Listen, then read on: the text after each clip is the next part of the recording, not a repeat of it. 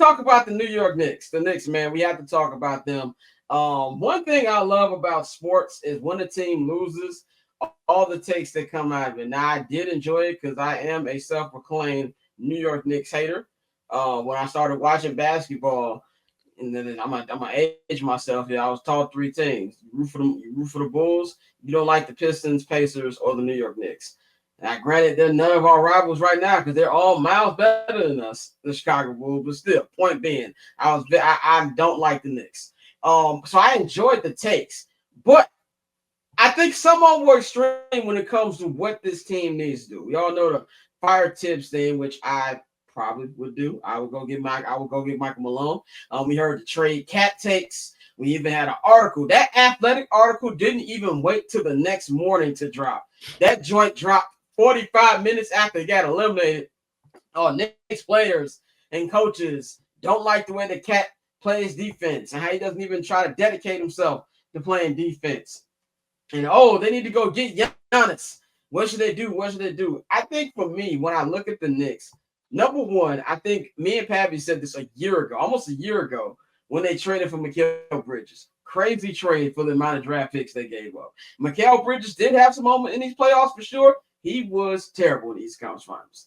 And I don't like you've got to be an elite player for me to give up 5 first rounders. Like even you got to be top of the line. So you got that issue.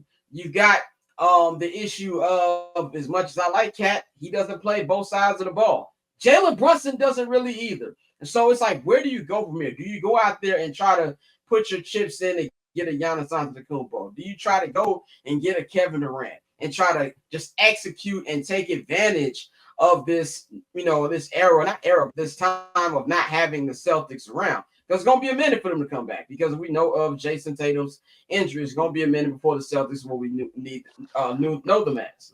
So I feel like there's not too much that they need to do. I don't even know if they need a Giannis because I think that the amount of stuff you're going to have to give up for Giannis is going to take away a lot of things that make your team great.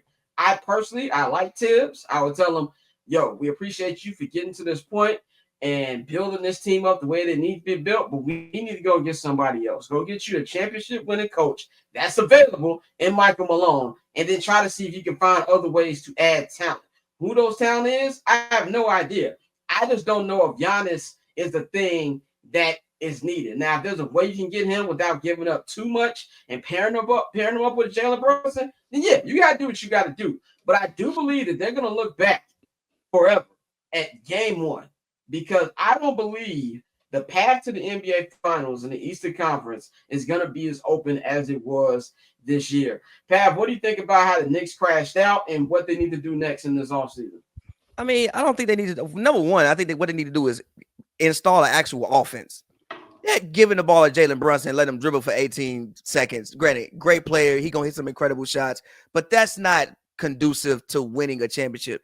And they have guys like I've seen. Granted, we just said you said what you said about Bridges, but I've seen Bridges average 24 in the National Basketball League.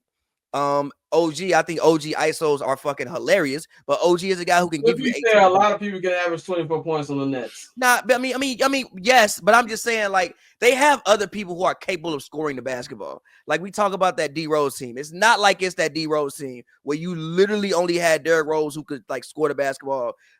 They have other people who can score like cats. So like you can find ways to run actual offense. So I think number one, either is you get some guys on Tibbs' staff, or you may have to let Tibbs go, or you get some guys on his staff to actually install an actual offense and put something in, because some of that shit is just doesn't even make sense. And then you want to try to get at least maybe 2 guys off your bench that you can actually. Granted, I fuck with the Landry Shamet game 5. He played probably the best game I ever seen him play. But Landry Shamet and Deleon Wright off the bench, that's not gonna get it done. So you might, if you can, go and get you maybe 2 bench pieces, so at least you could be 8-9 deep, so that you don't get ran off the court by a Pacers team. Because that's, to me, that's really what happened. Like every game when it got to third and fourth quarter, we still going up, down, up, down, up, down.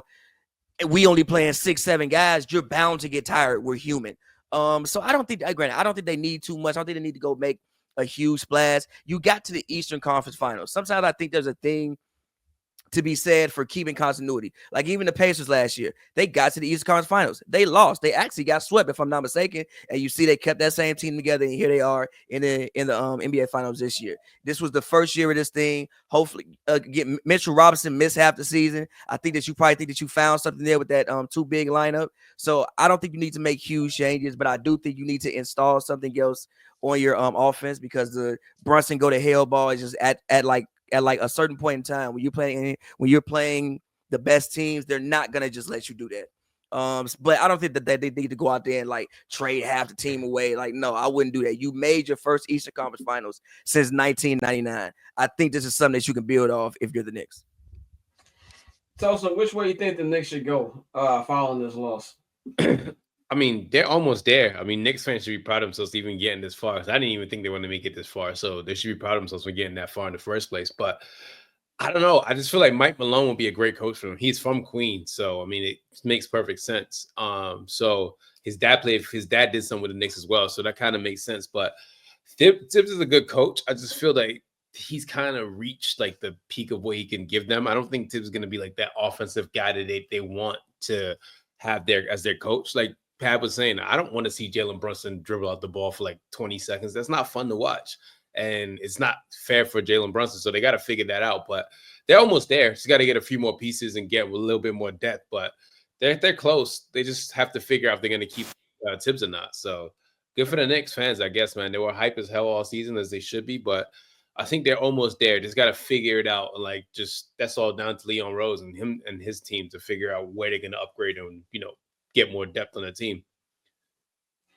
Bang, do you think that the Knicks should just forget what we saying and say, hey, nigga, we need Kevin Durant or Giannis Antetokounmpo?